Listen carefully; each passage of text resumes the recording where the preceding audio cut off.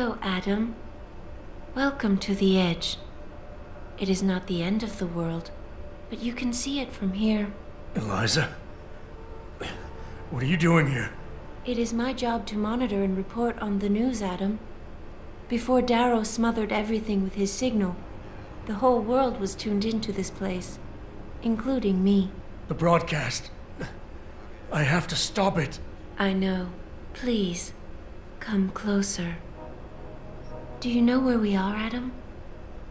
We are at the fulcrum point, when society lies in the balance. Hugh Darrow hoped to tip the scales one way, by telling the world everything you already know. About the biochip, the Illuminati, everything.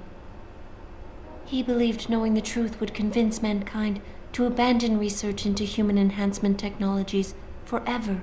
It would certainly give them reason to fear it. Indeed. Darrow's confession is ready to send. If you want, I can wideband it across all media as soon as you shut down the signal. Everything you worked so hard to uncover will be exposed. But only if you deactivate the broadcast using this control. However, if you desire, I can alter Darrow's message. Conceal the creation of the biochip while putting in new content. Content blaming the humanity front, like Seraph suggested. The organization has already admitted to harboring terrorists. It would be easy to convince people they turn to biological warfare in a more desperate attempt to get rid of augmented people. But why? What would that achieve? In time, it could shift the focus of hatred onto people whose prejudices are seen as too extreme, leaving corporations free to experiment with human evolution as they desire. But if you want me to perform this edit for you, you must disengage the signal and activate the video edit function from here. Alternatively, Darrow's message can be adjusted to erase all mention of the power group known as the Illuminati. I can report that lack of proper regulation allowed vast quantities of neuropozyne to become contaminated prior to reaching the market. Taggart's preference. You think the world will buy a made-up story about neuropozyne poisoning? You might be surprised by what people believe. I can convince them. And having experienced the negative effects of corporate negligence firsthand, a majority of people might force the world to place harsh restrictions on all human enhancement research. But only if you disengage the signal and activate the video edit function from here. Of course, there is another option. This passage leads to Panchaea's pressure regulation controls. Destroy them and the installation will cave in on itself, overwhelmed by the weight of the ocean pressing against it. Everyone inside the structure will die. That's a solution? No one will be left to tell the world what happened, Adam. Nobody will be able to spin the story. Including me.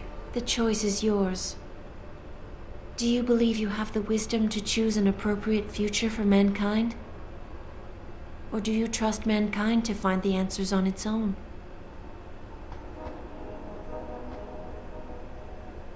If you do this, first-hand experience with corporate negligence on such a grand scale may convince mankind to enact harsh restrictions on human enhancement research. Are you sure this is your choice? Let me think about it. If you do this, the unadulterated truth in Darrow's confession may well convince mankind to cast all science and technology aside, to ensure that future generations grow up free and whole. Are you sure this is your choice? Let me think about it. If you do this, the focus of hatred may shift to those responsible for unleashing biological warfare, leaving corporations free to experiment with human evolution. Are you sure this is your choice? Let me think about it. If you do this, first-hand experience with corporate negligence on such a grand scale may convince mankind to enact harsh restrictions on human enhancement research. Are you sure this is your choice? So be it then. Freedom. To those who don't have it, It's more valuable than gold. But where should it start and end?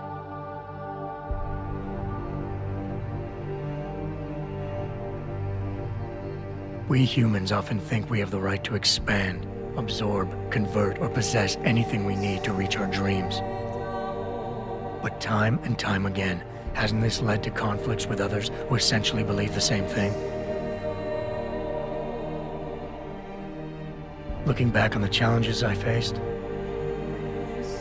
at the way I often resolve them, I realize morality can become our saving grace. Most of the time, didn't I try to keep my values in mind, knowing how my actions would affect others? More often than not, I resisted the urge to abuse power and resources simply to reach my goals more swiftly. I managed to hang on to my humanity, but the temptation to ignore it was always there. It's that temptation that so worries Taggart. He's not afraid of freedom. He's afraid of the chaos that erupts when individuals have nothing but morality to constrain them.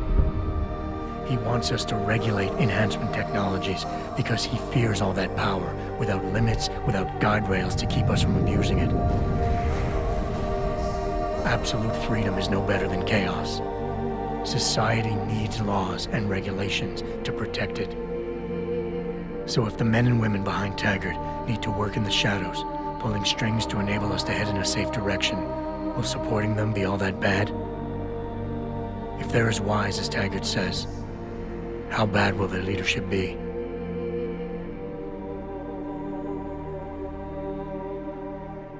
I just hope they stand by what they say.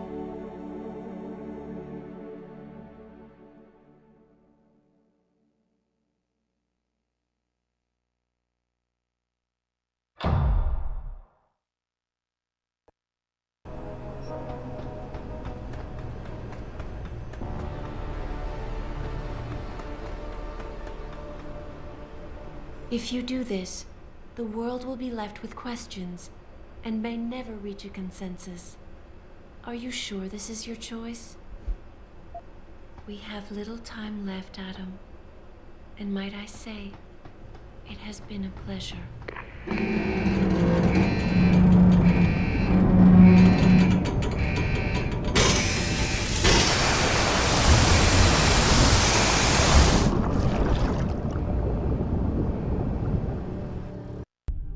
Do I trust mankind to save itself?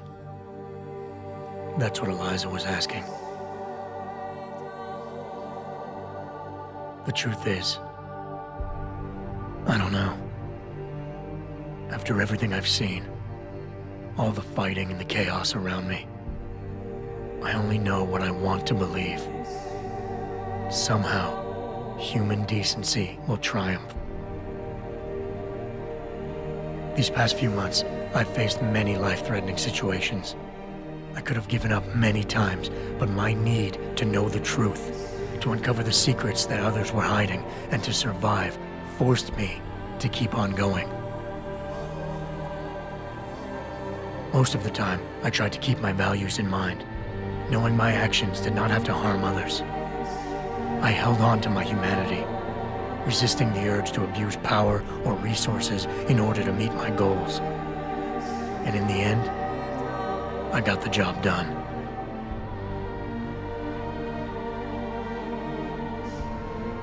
But does this mean I have the right to choose for everyone? No. Because it isn't up to me. It isn't up to Darrow, Sarah, or Taggart either. Ordinary men and women will have to decide together what course mankind should take. The kind of people who time and time again have picked and chosen the future in highly practical ways, slowing change when it's negative, speeding it up when it's good. Can they do it again? I don't know.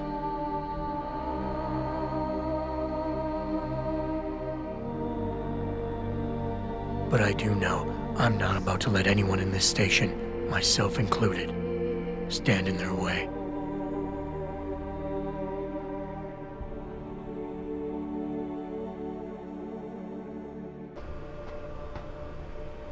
If you do this, The unadulterated truth in Darrow's confession may well convince mankind to cast all science and technology aside, to ensure that future generations grow up free and whole. Are you sure this is your choice? So be it then.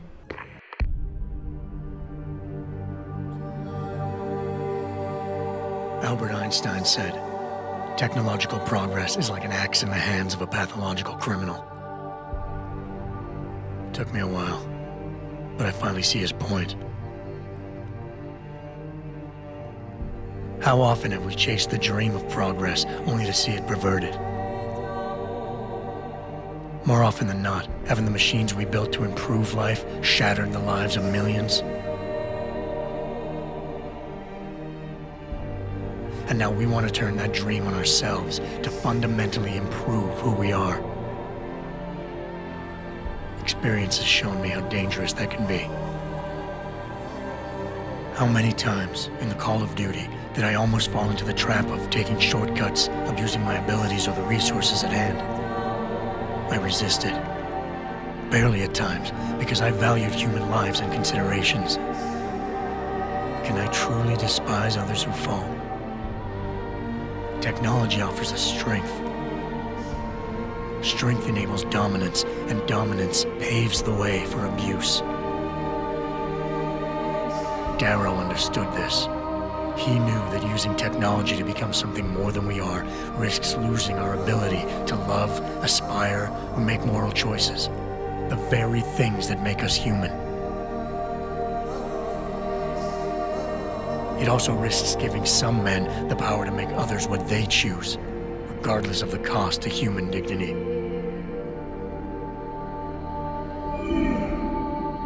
The suffering Darrow inflicted is not the end of the world. It is merely the seed for change. And change never comes without pain.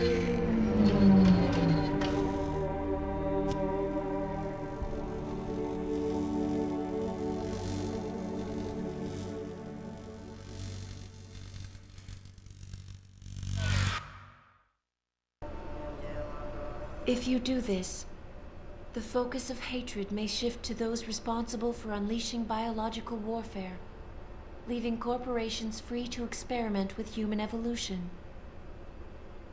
Are you sure this is your choice? So be it then. Sarif was right about one thing. It's in our nature to want to rise above our limits. Think about it. We were cold, so we harnessed fire. We were weak, so we invented tools. Every time we met an obstacle, we used creativity and ingenuity to overcome it. The cycle is inevitable. But will the outcome always be good?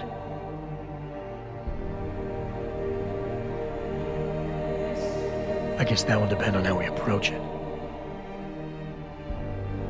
These past few months, I was challenged many times. But more often than not, didn't I try to keep morality in mind, knowing that my actions didn't have to harm others? Time and time again, didn't I resist the urge to abuse power and resources simply to achieve my goals more swiftly? In the past, we've had to compensate for weaknesses, finding quick solutions that only benefit a few. But what if we never need to feel weak or morally conflicted again? What if the path Sarif wants us to take enables us to hold on to higher values with more stability? One thing is obvious. For the first time in history, we have a chance to steal fire from the gods. To turn away from it now, to stop pursuing a future in which technology and biology combine, leading to the promise of a singularity, would mean to deny the very essence of who we are. No doubt the road to get there will be bumpy, hurting some people along the way. But won't achieving the dream be worth it?